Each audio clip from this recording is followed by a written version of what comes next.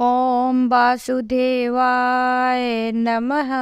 आप सभी का मेरे YouTube चैनल पर स्वागत है। आज मैं आप सभी को 2024 में पड़ने वाली गुप्त नवरात्रि की जो 9वें दिन हम माता की पूजा करते हैं उसके बारे में बताएंगे। 9वें दिन की माता को हम सिद्धिदात्री नाम से जानते।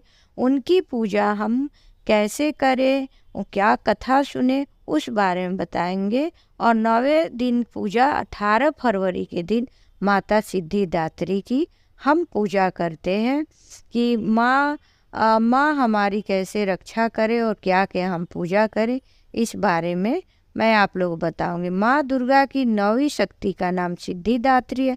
सिद्धिदात्री का अर्थ है कि यह सभी प्रकार की सिद्धियों की देने वाली है, मतलब महिमा, गरिमा, लधिमा, प्राप्ति, ये सब जो भी चीज़ है वह सब माँ हमको देती है। इस दिन माँ की हमें पूजा विशेष रूप से करनी चाहिए। माँ सिद्धिदात्री भक्तों को, साधकों को सभी सिद्धियाँ प्रदान करती हैं जो हमें जरूरी रहता है और जो हमें चाहिए। देवी पुराण के अनुसार भगवान शिव ने इनकी कृपा से इन सिद्धियों को प्राप्त किया था।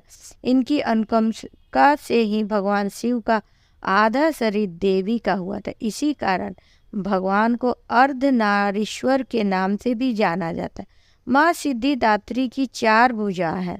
इनका वाहन सिंह है। यह कमल के पुष्प पे भी आसीन है। इनकी दाहिने हाथ की तरफ नीचे वाले हाथ में चक्र है, ऊपर वाले हाथ में गदा है, बाएं वाले हाथ में शंख है और ऊपर वाले हाथ में कमल पुष्प है। 9वीं रात्रि के 9वें दिन सिद्धिदात्री माता की हम पूजा करते हैं। इस दिन शास्त्रीय विधि विधान के अनुसार पूर्ण निष्ठा के साथ साधक को पूजा करनी चाहिए, जिससे उनकी सभी सिद्धियां सिद्ध हो। जो मनुष्य भौतिक और आध्यात्मिक दोनों तरह का लाभ चाहता है और माता सिद्धिदात्री का साधक ब्रह्मांड पर विजय प्राप्त करता है। हर मनुष्य को माँ सिद्धिदात्री की कृपा प्राप्त करना चाहिए, उसका प्रयास करना चाहिए। उनकी कृपा से हमें मोक्ष की भी प्राप्ति होती है। मोक्ष वो अवस्था है जिसमें मनुष्य जन्म मरण के चक्र से मुक्त हो जाता है। माँ सिद्धिदात्री की कृपा से हम इस संसार को आसरता को समझ सके और वास्तविक शांति को प्राप्त कर सके। पौराणिक कथा के अनुसार जब ब्रह्मांड पूरी तरह से अंधेरे में भरा हुआ था, एक विशाल शून्य था, दुनिया में कहीं भी किसी प्रकार का कोई संकेत नहीं था, तब उस अंधकार को भरे हुए ब्रह्मांड को ऊर्जा का एक छोटा सा पुंज प्रकट हुआ। देखते ही देखते उस पुंज का प्रकाश चारों ओर फैलने लगा। फिर उस प्रकाश पुंज ने जो आकार लेना शुरू किया, अंततः एक दिव्य नारी के आकार में विघटित होकर रुका।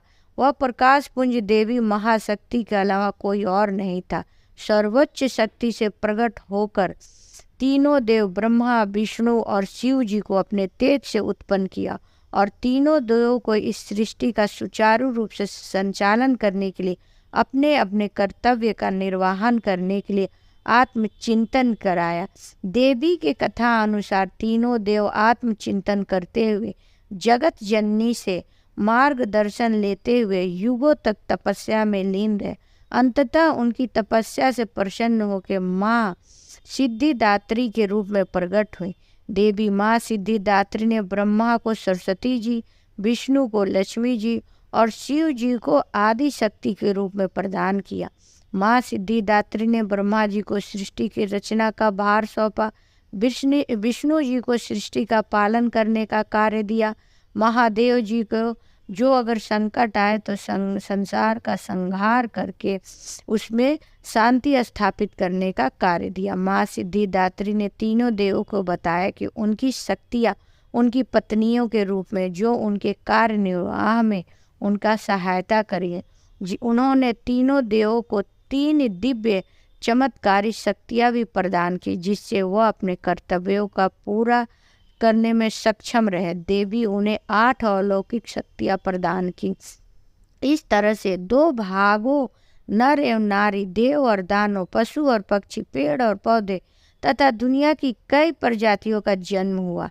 आकाश में असंख्य तारे हुए, आकाश गंगा हुई, नक्षत्र जगमगा उठा। पृथ्वी पर महासागर, नदियाँ, पर्वत, वन, जीव उत्पन्न हुए। इस प्रकार माँ सिद्धिदात्री के कृपा से रचना, पालन और संहार का कार्य स्थापित हुआ।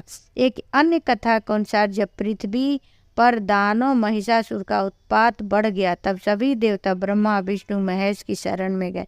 तत्पश्चात सभी देवों के तेज से माता सिद्धिदात्री प्रकट हुई और समस्त सृष्टि की रक्षा करने लगी। सिद्धिदात्री की पूजा हम नवरात्रि के 9वें दिन करते। इस दिन हम माँ को विदा भी करते। अतः आज के दिन प्रातः काल उठ के हमें स्नान ध्यान करके माता का जो हम पूजा पंचोपरात से करते हैं वो करें, माता को पुष्प अर्पित करें। इस दिन माँ को अनार का फल हमें जरूर चढ़ाना चाहिए। माता की 108 हम ओम दुर्गाय नमः का जाप कर सकते हैं, दुर्गा चालीसा पढ़ सकते हैं, दुर्गा सप्तशती का अगर आपके पास टाइम है तो पाठ कीजिए। इसके बाद हम माँ को पंचामृत का भोग लगाते, घर में जो भी पकवान बने वो चढ़ाते हैं, माँ को आरती करते हैं। और आज ही के दिन हम हवन करते हैं और माता का हवन करने के बाद हम कन्या का भी पूजा आज के दिन करते हैं।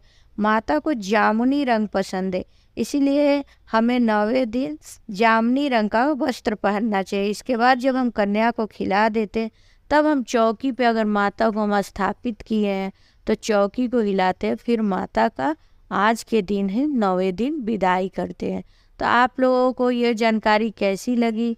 आप लोग हमें चैनल को सब्सक्राइब करें या ना करें, लेकिन कम से कम आप यूट्यूब पे जाके हमारी कथा को सुने और माता का जो भी हम गुणगान करेंगे, ध्यान धरेंगे तो माँ हमारी अवश्य रक्षा करेंगी। तो आप सभी से मेरा निवेदन है कि आप मेरे चैनल पे जाएं और कथा सुने। ओम वासुदेवाय नमः।